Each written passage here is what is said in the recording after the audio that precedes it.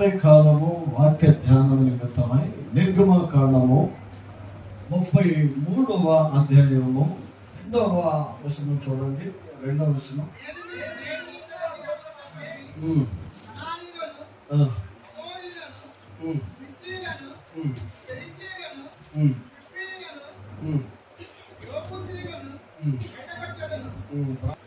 ఈ నెలలో మనం నేర్చుకుంటున్న మాట, వారిని నేను పోగు చేసేదను, సమకూర్చేదను. వారిని నేను పోగు చేసేదను, సమకూర్చేదను. ఇది మన పితరుడైన యాకోబుని గురించి మాట్లాడుతున్న ప్రవచనాత్మకమైన మాట. యాకోబు ప్రియ దేవుని బిడ్డారా, దేవుని సన్నిధిలో ఒక బలమైన ఆశీర్వాదములు ఫుల్ఫిల్ అయిన వ్యక్తి ఎవరన్నా ఉన్నారు అంటే అది యాకోబు. అబ్రహాము, ఇస్సాకు, యాకోబుని గురించి మన దైనందిన జీవితంలో ఎప్పుడు కూడా మనం ప్రార్థన చేస్తూ ఉంటాం. ఈ ప్రార్థనల్లో మనం తెలుసుకోవాల్సింది ప్రియ దేవుని బిడ్డారా, యాకోబు జీవితంలో పలు రకాల అనుభవాలలో నుంచి యాకోబుని నడిపిస్తాడు. పలుమార్లు దేవునికి దూరంగా ఉన్నా, పలుమార్లు ఆయన నిర్లక్ష్యంగా ఉన్నా, పలుమార్లు అవమానాలు ఎదురైనా యాకోబుని సరిచేశాడు కానీ తృణీకరించలేదు, ఎడంగా పెట్టలేదు. ఎందుకు యాకోబుని దేవుడు సరిచేస్తూ వచ్చాడు? ఎందుకు యాకోబు సంతతిని దేవుడు స్థిరపరుస్తూ వచ్చాడు అంటే, ప్రియ దేవుని బిడ్డారా, వాగ్దానం ఇచ్చిన దేవుడు నమ్మదగిన దేవుడు. ఈ విషయాన్ని మనం ఇప్పుడు కూడా గుర్తుపెట్టుకోవాలి. మనం వాగ్దానం పొందుకున్నాం.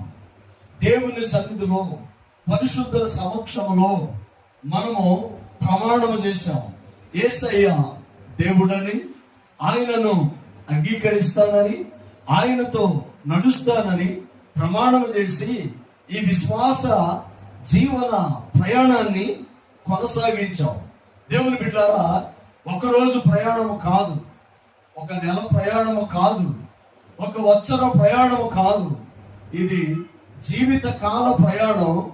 ఈ జీవితం ముగిసినా కూడా యుగ యుగములో మహిమలో ఆయన పరిశుద్ధతతో, ఆయన పరిశుద్ధుల సమూహముతో మనము కలిసి ఆయనను స్తుతించ బద్ధులమై ఉన్నాం. ప్రభువుతో మనం చేసిన నిబంధన గొప్పది, ప్రభువు మనకిచ్చిన వాగ్దానము గొప్పది. కొన్నిసార్లు వాగ్దానాన్ని మర్చిపోతాం, వాగ్దానము అవ్వదనుకుంటాం, వాగ్దానము ఇంతే అనుకుంటాం. కానీ మన జీవితంలో మనం గుర్తు పెట్టుకోవాల్సింది ఏంటంటే, అనేక సార్లు ప్రభు మనతో మాట్లాడిన ఆ మాటలను మనం ఏం చేస్తామంటే మర్చిపోతాం, విడిచిపెడతాం. కారణం ఏంటో తెలుసా? అన్ని మాటల్లాగే అది కూడా అనుకుంటాం. దేవుని బిడ్డారా, దేవుని వాగ్దానం వేరే, దేవుని ప్రవచనం వేరే. ప్రవశించాడు అంటే దాన్ని గుర్తు పెట్టుకోవాలి.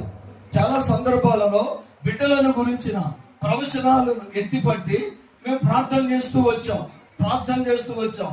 వాళ్ళు చిన్న వయసులో ఉన్నప్పుడు, బాల్య దినంలో ఉన్నప్పుడు వాళ్ళని గురించి సేవకులు ప్రవశించిన ఆ ప్రవచనాలను ఎత్తిపట్టి ప్రార్థన చేస్తూ వచ్చాం. ప్రియ దేవుని బిడ్డలారా, నమ్మండి, ఏ ప్రవచనం అయితే ఎత్తిపట్టి ప్రార్థన చేశామో, ఏ ప్రవచనం అయితే బిడ్డల పట్ల దేవుడు ఇచ్చాడో, ఆ ప్రవచనాలన్నిటినీ ఒక్కొక్కటి దేవుడు నెరవేరుస్తూనే ఉన్నాడు.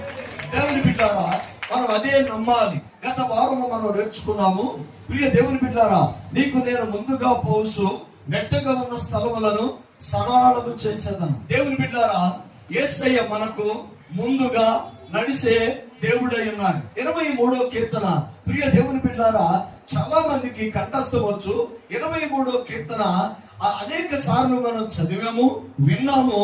పండితుల మహాసభలో గొప్ప మేధావులు, ఉన్నతమైన వారు, ప్రియ దేవుని బిడ్డలారా, పాండిత్యము కలిగిన ఒక మేధావుల సభలో ఒక దైవ సేవకుడు అడుగుతున్నాడంట, యేసయ్య మీకు ఏమవుతాడు? కొంతమంది అన్నారంట ఆయన పరిశుద్ధుడు, ఒక ఆయన నీతిమంతుడు, ఒక ఆయన దేవుడు, ఒక ఆయన జ్ఞాని అన్నాడంట, ఒక ఆయన మేధావి అన్నాడంట, ఒక ఆయన సర్వశక్తిమంతుడు అన్నాడంట. ఇవన్నీ మాట్లాడుతూ ఉంటే ఆ యొక్క దైవ సేవకుడు అన్న మాట ఏంటో తెలుసా, తనకి కావలసిన సమాధానం వాళ్ళ దగ్గర నుంచి వస్తుందేమోనని ఆయన ఆశించాడు.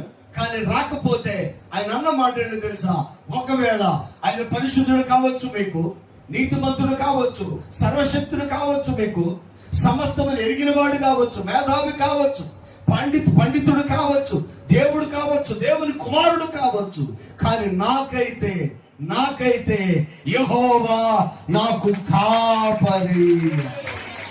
పండితుడైతే మనకేం ఉపయోగం, సర్వశక్తుడైతే మనకేం ఉపయోగం, సమస్తమును ఎరిగిన వాడైతే మనకేం ఉపయోగం? ఆయన అంటాడు ఆయన నా కాపరి, ఆయన కాపరిగా ఉంటే, యేసయ్య నీకు కాపరిగా ఉంటే, యేసయ్యకు నీకు ప్రథమ స్థానం ఇస్తే, యేసయ్యను నీవు అంగీకరిస్తే, యేసయ్యతో కూడా కలిసి నడవటానికి ఇష్టపడితే, దేవుని బిడ్డ నా మాటలు చాలా జాగ్రత్తగా గమనించండి. ఇండియా మంద కాపరులు మందకి వెనక నడుస్తారు, కానీ ఇశ్రాయేలు మంద కాపురులు మందకు ముందు నడుస్తారు. ప్రియ దేవుని బిడ్డలారా, నేను నీకు ముందుగా పోసు మెట్టగా ఉన్న స్థలములను సరళము చేసేదాం. ఆయన ఒక్కకర్రను తీసుకొని మందకు ముందు నడుస్తాడు. ఎందుకు ముందు నడుస్తాడు? దేవుని బిడ్డలారా, మన దేశంలో మందకు కాపరి వెనక నడుస్తారు, కానీ ఇశ్రాయేలీలో కాపరి మందకు ముందు నడుస్తాడు. ఎందుకంటే ప్రియ దేవుని బిడ్డలారా, ఆ యొక్క చిట్టడువులు, తుప్పలు, భయంకరమైన ఆ అరణ్యములోనికి మందను కాపరి తోలుకొని వెళ్తాడు. వెళుతున్నప్పుడు ప్రియ దేవుని బిడ్డలారా, ఆ కాపరి పచ్చిక గల చోట్ల అని అంటాడు. అక్కడ పచ్చిక గల చోట్ల ఆయన నన్ను పనుండ చేయను అంటే, ప్రియ దేవుని బిడ్డలారా, పచ్చిక గల చోట్లు అంటే ఆహారమే కాదు. పచ్చిక గల చోట్లకు కాపరి ముందు ఎందుకు వెళ్తాడంటే, ఎవడు ప్రియ దేవుని బిడ్డలారా, ఏ దేశానికైనా ఒక అధ్యక్షుడు వెళితే, లేక ఒక ప్రధానమంత్రి, ఒక ఉన్నతమైన వ్యక్తి ఆహారం తీసుకోవాలి అంటే ఆయన డైరెక్ట్ గా ఆహారాన్ని తీసుకోవటానికి వీలు పడదు. మరి ఏం చేయాలంటే, అక్కడ ఉన్న డాక్టర్ వచ్చి, తను నియమించుకున్న ఆ డాక్టర్ వచ్చి ఆహారాన్ని టెస్ట్ చేసి, ఆ ఆహారంలో ఎలాంటి దోషము లేదు అని ఆయన నిర్ధారణ చేసుకున్న తర్వాత మాత్రమే ఆయనకు లేక అధ్యక్షునికి ఆహారం పెడతారు. ప్రియ దేవుని బిడ్డలారా, ఇశ్రాయేలు మంద కాపరి కూడా అలాగే ఉంటాడు. మందకు ముందెళ్ళి ఆ యొక్క తుప్పల్లో ప్రియ దేవుని బిడ్డలారా, భయంకరమైన సర్పాలు, కొండ సిలువలు, దేవుని సన్నిధిలో ప్రియ దేవుని బిడ్డలారా, ప్రమాదకరమైన వాటిని అవి ఏమైనా ఉన్నాయేమోనని చెప్పి వాటన్నిటిని కదిలించినప్పుడు ప్రియ దేవుని బిడ్డలారా, అవేమీ లేవు, వాటికి ఆ యొక్క పొదలలో ప్రమాదం లేదు అని నిర్ధారించుకున్న తర్వాత ఆ మందను ఆ పచ్చిక బయలులోనికి విడిచిపెడతాడు. కొన్ని పొదలలో ప్రమాదం ఉంటుంది, కొన్ని పొదలలో ప్రియ దేవుని బిడ్డలారా తేనెటీగలు ఉంటాయి, కొన్ని పొదలలో కొండ సిలువలు ఉంటాయి, కొన్ని ప్లేసులలో పచ్చికే గాని ఊపి ఉంటది. పైకి పచ్చగా కనపడుద్ది, కానీ లోపల దిగితే వెళ్ళిపోతారు. ఎలా ఉంటుందంటే అది బోటం ఉండదు, వెళ్ళిపోతూనే ఉంటారు. దేవుని బిడ్డారా, అది భయంకరమైన పరిస్థితి. ఈ ప్రమాదంలో పడకుండా ఇశ్రాయేలు మంద కాపరి మందకు ముందు నడుస్తాడు. అందుకనే కోరేషు యుద్ధానికి వెళుతున్న సమయంలో ఆయన మోకరించి ప్రార్థనా గదిలోనికి వెళ్ళి ప్రార్థిస్తున్నప్పుడు దేవుని మౌనంగా లేడు. ఆయన అంటాడు, కోరేషు నేను నీకు ముందుగా వెళతాను. ప్రియ దేవుని బిడ్డ, నా మాటలు చాలా జాగ్రత్తగా గమనించారు. నీ విశ్వాస జీవితంలో, నీ కుటుంబంలో, నీ బిడ్డల్లో, నీ వ్యాపారంలో, నీ ఉద్యోగంలో, నీ ఇంట్లో, నీ హృదయంలో, నీ జీవితంలో మనం ఎవరికి ప్రయారిటీస్ ఇస్తున్నాం? ఎవరికి ప్రాధాన్యత ఇస్తున్నాం? ఎవరిపైన ఆధారపడుతున్నాం? చరిత్రలోనికి మనం వెళ్ళి చూస్తే డబ్బు మీద ఆధారపడిన వారు ఈ లోకంలో నిలవలేదు, జ్ఞానం మీద ఆధారపడిన వారు ఈ లోకంలో నిలవలేదు. ప్రియ దేవుని బిడ్డలారా, ఫ్రెండ్స్, ఈ యొక్క బ్రిటిష్ మహారాణి డయానా చాలా అందగత్తె, గొప్ప మేధావి, ఉన్నతమైన జ్ఞానము కలిగినది. ప్రియ దేవుని బిడ్డలారా, బ్రిటిష్ సామ్రాజ్యానికి ఇప్పుడున్న అధ్యక్షుడు ఎవరైతే ఉన్నారో తన భార్య డయానా గురించి చరిత్ర మనం చూసుకుంటే, ప్రియ దేవుని బిడ్డలారా, కొన్ని సంవత్సరాల పాటు ఆమె జీవిత చరిత్రను కొన్ని మ్యాగజైన్స్ కథలుగా వివరించని. ఎందుకంటే ప్రియ దేవుని బిడ్డలారా, ఎంత జీవితం తను ఎంత అందంగా ఉండేదో, తను ఎంత ఉన్నతంగా ఉండేదో, తన ఆర్థిక పరిస్థితి ఎంత ఉన్నతంగా ఉన్నదో, ఆమె ప్రియ దేవుని బిడ్డలారా వాటన్నిటినీ విడిచిపెట్టి తన సుఖం కోసం, తన సౌలభ్యం కోసం, తను అనుకున్నది పొందుకోవటం కోసం, ప్రియ దేవుని బిడ్డలారా, రాజ్యమును, అధికారమును, తనకున్న భర్తను, కుటుంబాన్ని, వీటన్నిటిని అలక్ష్యం చేసుకుంటూ వచ్చి ప్రియ దేవుని బిడ్డలారా, అప్పటికే కొన్ని వివాహాలు చేసుకున్న ఆవిడ ప్రియ దేవుని బిడ్డలారా మరొక వివాహం చేసుకోవటం కోసం ఉన్న భర్తను విడిచిపెట్టి కారులో వెళుతూ ఉన్నప్పుడు ప్రియ దేవుని బిడ్డలారా జరిగిన సంఘటన ఏంటో తెలుసా? భయంకరమైన యాక్సిడెంట్ అయి స్పాట్ లోనే మరణించింది. దేవుని బిడ్డ, ఎవరి మీద విశ్వాసాన్ని కడుతున్నావు? ఎవరి మీద ఆత్మీయ జీవితాన్ని కడుతున్నావు? ఎలా ఉంటున్నావు?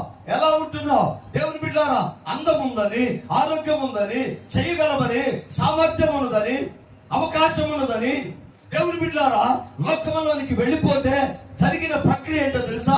భయంకరమైన యాక్సిడెంట్ అయి చనిపోయి. దేవుని బిడ్డ, నా మాటలు చాలా జాగ్రత్తగా వినండి. ప్రభు మనకి ముందుగా ఉంటాడు. యేసయ్యను ముందుగా పెట్టుకొని వెళితే ప్రతి ప్రమాదాన్ని ఆయన తప్పించే దేవుడు అయినా. దేవుని బిడ్డలారా, ఈ రోజున మనుషులు దేవుడు లేకుండా పరుగులు పెడుతున్నారు. డబ్బు కోసం, ఉద్యోగం కోసం, వ్యాపారం కోసం, శరీర సుఖాల కోసం, వారు అనుకున్న సాధించడం కోసం మన మానవాళి పరుగులు పెడుతుంది. దేవుని బిడ్డలారా, ఒక్కసారి ఆగి ఆలోచించు. ఈ లోకము ప్రేరేపితమైనది. ఈ లోకం మనల్ని ఆకర్షిస్తుంది. ఈ లోకం ప్రేరేపిస్తుంది. ఈ లోకములో వ్యక్తులు 8 దేశాలు రాజ్యాంగం వాళ్ళ చేతిలో నడుస్తుంది. ప్రజెంట్ ఇప్పుడు కూడా 8 దేశాలకి ఆమె యువరాణి. మేము ఆస్ట్రేలియా వెళ్ళినప్పుడు మేడం రిసార్ట్స్ లోకి మేము వెళ్ళాం. ఆమె ఎంత చక్కగా ఆ మైనపు బొమ్మ ఉందంటే, దేవుని బిడ్డలారా, ఆమెను చూసి ఇంత సౌందర్యవతి, ఇంత ఉన్నతి, 8 దేశాలకు యువరాణి, జ్ఞానం కలిగినది. దేవుని బిడ్డలారా, నా మాటలు చాలా జాగ్రత్తగా గమనించండి. ఈ రోజున ఆత్మీయ జీవితం ఎలా ఉందంటే, దేవునిని ముందు పెట్టుకోకుండా నీ జీవితాన్ని నువ్వు లీడ్ చేయాలని చూస్తే విశ్వాసములో నువ్వు ముందుకు వెళ్ళలేవు, విశ్వాసములో అభివృద్ధి అవ్వలేవు, ఆత్మీయ జీవితాన్ని నీవు కొనసాగించలేవు. దేవుని బిడ్డలారా, ఈ రోజున క్రైస్తవత్వ విశ్వాసులు, దేవునితో ఉన్నవారు ఎలా అయిపోయారంటే, ఒక వ్యక్తి ఎడారిలో ప్రయాణం చేసి వెళుతూ ఉన్నాడంట. నీళ్లు లేవు, ఆకలి అవుతుంది, ఏమి అతను తినడానికి ఏమీ లేదు. వెళుతున్నా అలసిపోతున్నాడు. కొన్ని నిమిషాల్లో ప్రియ దేవుని బిడ్డ అతను సుఖదప్పి పడిపోయే పరిస్థితుల్లోనికి వెళ్ళిపోయాడు. కొన్ని ఖర్జూరకాయలు ఆయనకు దొరికినాయి అంట. ఆయన చాలా స్పీడ్ గా ఆ ఖర్జూరాలన్నింటినీ తీసుకొని చేతిలో పట్టుకున్నాడు. బ్రతకాలని ఆశ చేతిలో పట్టుకొని ఒకదాన్ని వలిశాడు, పురుగు ఉంది, పక్కన పడేశాడు. రెండో దాన్ని వలిశాడు, పురుగు ఉంది, పక్కన పడేశాడు. మూడో దాన్ని వలిశాడు, పురుగు ఉంది, పడేయటానికి ఇష్టపడాలి. దేవుని బిడ్డ, నా మాటలు చాలా జాగ్రత్తగా గమనించండి. అతను పడేయటానికి ఇష్టపడాల. కారణం ఏంటంటే, తన దగ్గర కొన్ని పళ్ళే ఉన్నాయి. ఒకవేళ అది కూడా పడేస్తే చనిపోతానేమోనని చెప్పేసి పురుగులు ఉండి అతనికి తెలుసు, ఆయనకు అర్థమైంది. 3 వలిసినప్పుడు 3 పురుగుందని తెలిసి, ఇక వలిస్తే లాభం లేదని ఆ పురుగులతో కూడా ఉన్న ఆ యొక్క వాటిని తినటానికి ఇష్టపడి కళ్ళు మూసుకొని తినేశాడు. ఈ రోజున విశ్వాసులు కూడా అలాగే ఉన్నారు. పాపానికి అలవాటు అయిపోయి పరిశుద్ధంగా జీవించలేక, పర్లేదులే, ఏమైందిలే, ఒకటేగా, ఇదేగా, చిన్నదేగా. కొన్నిసార్లు నేను కాంప్రమైజ్ అవుతా, ఎందుకంటే మీరు బాధపడతారని. కొన్నిసార్లు నేను అడ్జస్ట్ అవుతా, ఎందుకంటే మీ హృదయం నొచ్చింపబడకూడదు. కొన్నిసార్లు నా యొక్క వర్తమానంలో నన్ను నేను నియంత్రించుకుంటా. కారణం ఏంటంటే, మీరెక్కడో గాయపడతారేమోనని నాకు నియంత్రణ ఉంటుంది, కానీ వాక్యానికి నియంత్రణ ఉండదు. నువ్వు సరవాలి, నువ్వు బాగుపడాలి, నువ్వు పరిశుద్ధంగా ఉండాలి, నీ యేసయ్యతో ఉండాలి, ఆయన రాజ్యములో అధికారము కలిగి ఉండాలి. దేనికోసం పరుగులు పెడుతున్నావు? దేనికోసం? డబ్బు కోసమా? అది కొన్నాళ్లే ఉంటుంది. సుఖం కోసమా? అది కొన్నాళ్లే ఉంటుంది. దేవుని బిడ్డ, నా మాటలు చాలా జాగ్రత్తగా గమనించండి. ఈ ఆరోగ్యము నువ్వు అనుకున్నట్లుగా సురక్షితమైనది కాదు, క్షేమమైనది కాదు, ఇది పర్మనెంట్ కాదు. మన జీవితంలో గుర్తు పెట్టుకోవాల్సింది అదే. మనిషి ఏ సమయంలో, ఏ క్షణంలో ఏం జరిగిందో తెలియదు దేవుని బిడ్డ. కానీ ఎలా అయిపోయారంటే, దైవ సంఘమా దేవుని బిడ్డలారా, విశ్వాసముతో మనం ముందుకు వెళ్ళాలి. ఎవరిని ముందు పెట్టుకొని వెళుతున్నావు? ఎవరిని ముందు పెట్టుకొని వెళుతున్నావు? అపవాది నీకు కొన్ని సందర్భాల్లో రెడ్ కార్పెట్ వేస్తుంది. అపవాది నీకు శాలువా కప్పింది. అపవాది నీ అంత గొప్ప వాళ్ళు లేరంటది. అపవాది నువ్వు తెలియగలవాడు అంటది. అపవాది నువ్వు పర్లేదంటది. అపవాది ఒకటే కదా చేయి అంటది. కానీ ఇప్పుడు దేవుని బిడ్డారా, దేవుని బిడ్డలైతే, యేసయ్య రక్తంతో కడగబడిన వారైతే, ఆయన సన్నిధిలో ఉన్నవారైతే వాక్యములోనే ఉంటారు. కానీ వాక్యాన్ని మీరు పోను.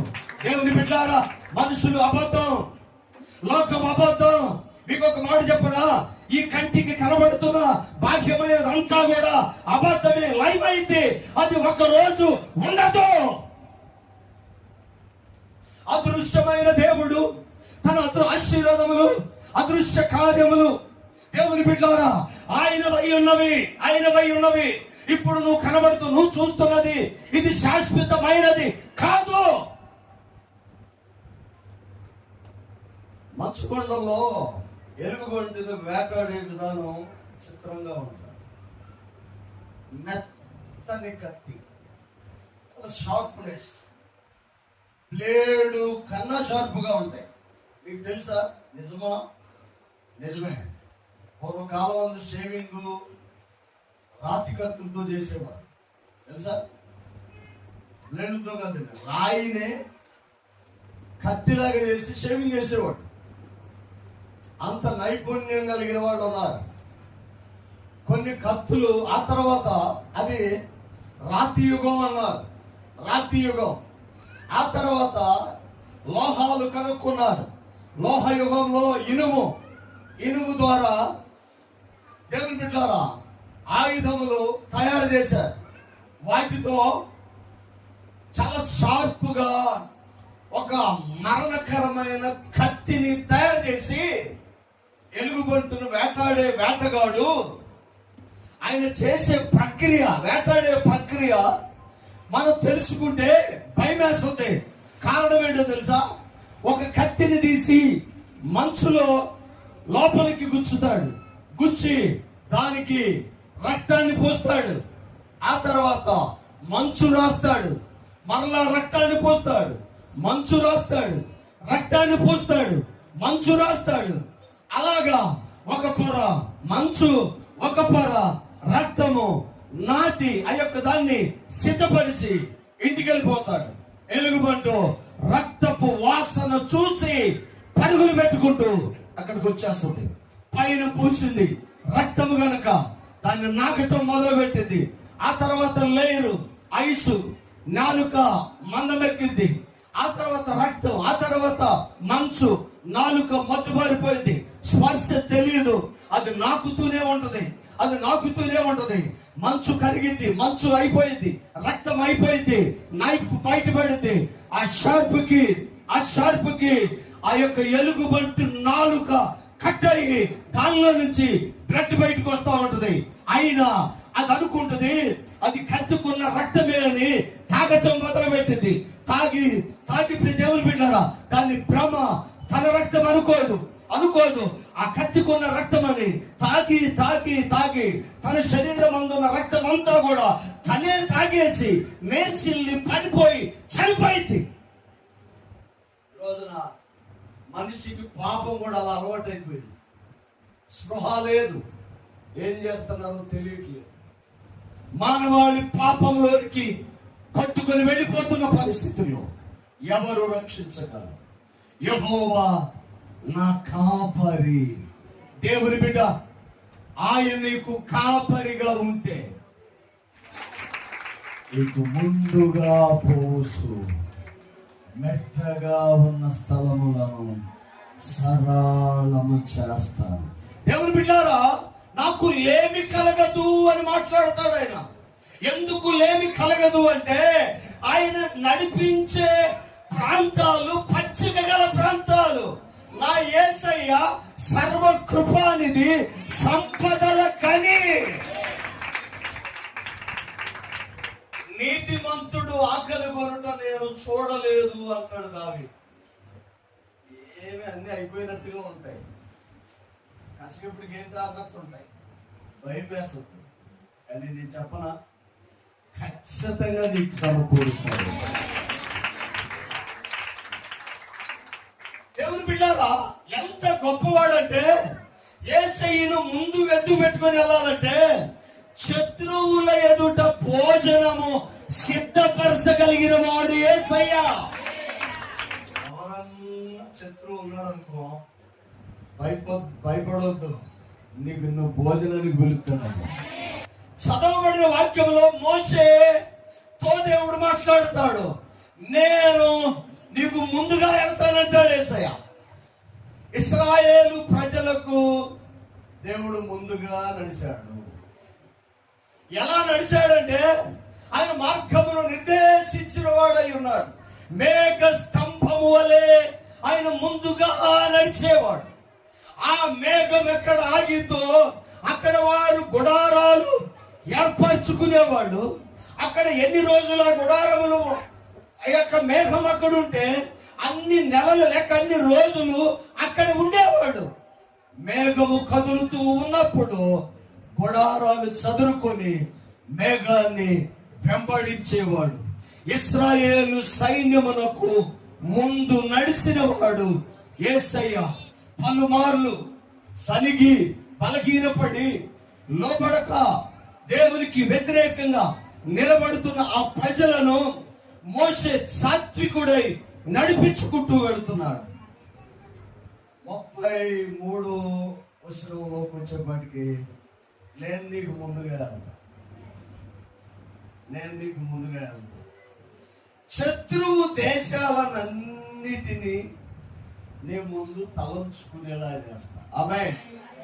యేసయ్యను ముందుగా ఎందుకు దేవుని బిడ్డలారా పెట్టుకొని వెళ్ళాలి అంటే, దేవుని బిడ్డలారా శత్రువుల ఎదుట భోజనమును సిద్ధపరుస్తా. ఏ ఏ దేశాలు అయితే ఆ ప్రజలకు శత్రువులుగా ఉన్నారో వారందరి ఎదుట వారిని తలెత్తుకునేలాగా యేసయ్య చేశాడు. అందుకనే 3 మనకు చదివింది ఏదమ్మా? ఆమేన్. దేవుని బిడ్డల మాటలు చాలా జాగ్రత్తగా గమనించారు. ఎంత భయంకరమైన పరిస్థితుల్లోనికి వీళ్ళు నెట్టివేయబడ్డారు. దేవుడు నేను ముందుగా వెళ్తాను, నేను ముందుగా వెళ్తాను, గట్టిగా ఉన్న స్థలములను సరళం చేస్తానని వాగ్దానం చేసిన దేవుడు, సమకూరుస్తాను, పోగు చేస్తానని వాగ్దానం చేసిన దేవుడు ఇక్కడ అంటున్నాడు, నేను నీతో రాను. ఒకవేళ నీకున్న ఈ పరిస్థితిలో, నీకున్న ఈ యొక్క సమస్యలు, ఆటంకాలు, వ్యతిరేకతలు ఉన్నప్పుడు ఒకవేళ దేవుడు ఈ రాత్రి నీతో మాట్లాడితే, నేను నీతో రాను, నేను నీ ఇంట్లో ఉండను, నా సన్నిధి నీతో ఉండదు, నా సహవాసం ఇక మీదట నీతో ఉండదు అంటే మన పరిస్థితి ఏంటి? మన పరిస్థితి ఏంటి? దేవుని బిడ్డలారా, నువ్వు ఎక్కడికి వెళ్తే అక్కడికి వస్తాడా యేసయ్య? నువ్వు ఎక్కడికి వెళ్తే అక్కడికి వస్తాడా యేసయ్య? దేవుని బిడ్డలు వార్త వేయబడిన మనస్సాక్షి కలిగిన వారై ఉండకూడదు. దేవుని బిడ్డలు ఆత్మీయ జీవితంలో మొద్దుబారి ఉండకూడదు. దేవుని బిడ్డలు ఆత్మీయ జీవితంలో దేవుని బిడ్డలారా వెనకబడి ఉండకూడదు. యేసయ్యతో నీవు ఉంటే నీ జీవితాన్ని ఆశీర్వాదకరంగా యేసయ్య మనిషి మనుషుల చేతిలో పడుట కన్నా దేవుని చేతిలో పడుట మేలు కదా అంటాడు. దేవుని బిడ్డ కరువు వచ్చిన, సమస్య వచ్చిన, ఆటంకం వచ్చిన, రోగం వచ్చిన, వ్యతిరేకత వచ్చిన మనం ఎక్కడికి వెళ్ళాలంటే యేసయ్య దగ్గరికి వెళ్ళాలి. యేసయ్యతో నువ్వు నడవాలి. ఎప్పుడైతే యేసయ్యతో నువ్వు నడవటానికి ఇష్టపడతావో ఆయన నిన్ను విడిచిపెట్టాడు. ప్రభువా నువ్వు రాకపోతే నేను వెళ్ళను. మోషే అంటున్న మాట అదే, నువ్వు రావాలి, వాగ్దానం వాగ్దానం చేశావు, నీతో వస్తా, నీకు ముందుగా ఉంటా. ఎందుకంటే ఆ ముందు చూశాడు. దేవుని బిడ్డలారా, పర సైన్యమును జయించుటకు ఎర్ర సముద్రం వైపు వెళితే ఎర్ర సముద్రం వెనక సైన్యం, భయంకరమైన పరిస్థితులు, ఇరుపక్కల కొండలు, ఎటు వెళ్ళగలరు? ఆ అనుభవం వాళ్ళు చాలా భయపడ్డారు. ఆ సమయంలో మోషే దేవుని వైపు చూశాడు. దేవుని వైపు చూసినప్పుడు ఒక భయంకరమైన ఈ యొక్క ఆటంకం వాళ్ళకు దారిచ్చింది. ఎర్ర సముద్రము నిలువున చేరి దేవుని శక్తి ముందు తల వంచి ఇశ్రాయేలు ప్రజలను అవకడకు నడిపించింది. యేసయ్యతో ఆయన ముందు పెట్టుకుని వెళితే ఎర్ర సముద్రం కూడా ఏమీ చేయదు, ఖచ్చితంగా దారులెత్తాయి. దేవుని బిడ్డ, నువ్వు నిలబడచ్చు. నువ్వు నిలబడితే నీకు ముందుగా యేసయ్య, నేను రాను, ఇక నుంచి నేను మీతో రాను అని యేసయ్య అంటే నీ పరిస్థితి ఏంటి? ఈ రోజున నాకున్న ధైర్యం ఏదైనా ఉందంటే యేసయ్య. దేవుని బిడ్డలారా, అందుకే నా ప్రయారిటీస్ అన్ని కూడా యేసయ్య. నాకే కాదు, మీకు కూడా నేను అదే చెప్తున్నా, యేసయ్య మీద ఆధారపడాను.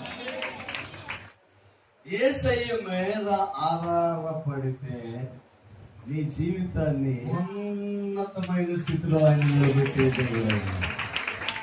ఎంత గొప్ప దేవుడు. మోషేతో నేను రానంటే, సరే నువ్వు రాకపోతే రాపోయావు కానీ నేను వెళ్తా అని వెళ్ళరా మోషే. చిత్తగించుము, ఈ జనము నీ ప్రజలే కదా అని నేను అంటే, నువ్వు రానంటే ఈ 20 లక్షల మంది ప్రజల్ని నాకు అప్పగించి తీసుకెళ్ళమని నది దాటించి మాంసాహారం ఇచ్చి నీళ్ళిచ్చి తోడుండి నడిపించి ఇప్పుడు ఇడిచిపెట్టి వెళ్ళిపోతే నేను ఎక్కడికి వెళ్ళను? ఈ ప్రజలు నీ ప్రజలే కదా, నేను నీ వాళ్ళే కదా, నేను వెళ్ళను అని అన్నప్పుడు తర్వాత మాట చూడండి, అందుకు ఆయన నా సన్నిధి నీతో కూడా వచ్చును. దేవుని సన్నిధిలో వాగ్దానం ఇచ్చాడు, నేను కాదు, నా సన్నిధి నీతో కూడా వస్తుంది. దేవుని సన్నిధి అంటే ఆపరేషన్ థియేటర్లోకి వస్తుంది. దేవుని సన్నిధి అంటే నువ్వు ఒంటరిగా ఉన్న ప్లేస్కి వస్తుంది. దేవుని సన్నిధిలో ఉంటే నువ్వు బలహీనంగా ఉంటే అక్కడికి వస్తుంది. దేవుని సన్నిధిలో, సన్నిధి అంటే నువ్వు జైల్లో ఉన్న అక్కడికి వస్తుంది. దేవుని సన్నిధి అంటే నువ్వు నదిలో ఉన్న అక్కడికి వస్తుంది. దేవుని సన్నిధి ఉంటే నువ్వు ఎక్కడ ఉంటే అక్కడ దేవుని సన్నిధి నీతో ఉంటుంది. అలాంటి దేవుని మనం కలిగి ఆయన మనకు ముందుగా వెళితే ప్రతి వ్యతిరేకతను తీసివేయాలి, ప్రతి బలహీనతను తీసివేయాలి, ప్రతి శత్రువుని జయించగలరు. అందుకని అంటాడు దేవుని బిడ్డ, నిబంధన నా కాపరాయన, పచ్చిక గల చోట్ల నన్ను ఉంచుతాడు. గాఢాంధకారపు అనుభవం నాకు వచ్చిన ఆయన దుడ్డు కర్ర తోడుగా ఉంటుంది. శత్రువులతో భోజనం, గిన్నె నిండి పొరలే అనుభవం. అనసి పుదించి దిగజారు రీతిగా దేవుని దీవెనలు మనకు అనుగ్రహిస్తాడు. దేవుని బిడ్డ, నిబంధన ఇంత చేసిన దేవుని సన్నిధిలో దావీదు ఒక నిబంధన, నేను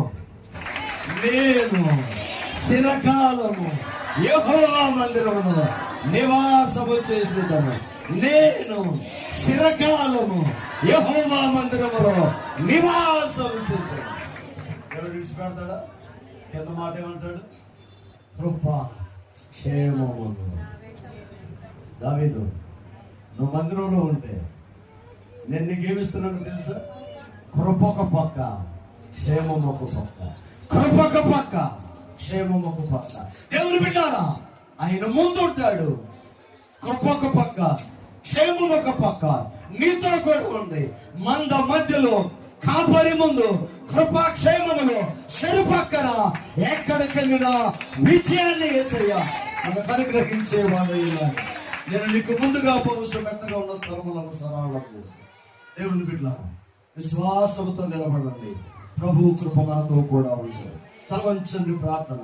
ప్రేమ నమ్మకం కలిగిన దేవా, సత్య స్వరూపి, కృప సమృద్ధినిచ్చేవాడు.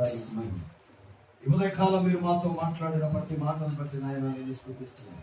నిన్ను ముందు పెట్టుకుని వెళితే సమస్తమును నీవు సమకూర్చగలిగిన దేవుడు. నీవు కాపరిగా ఉంటావు. నీవు మందగా ఉన్నప్పుడు కృపాక్షేమములు మాతో కూడా ఉండే కృపను దయచేయి.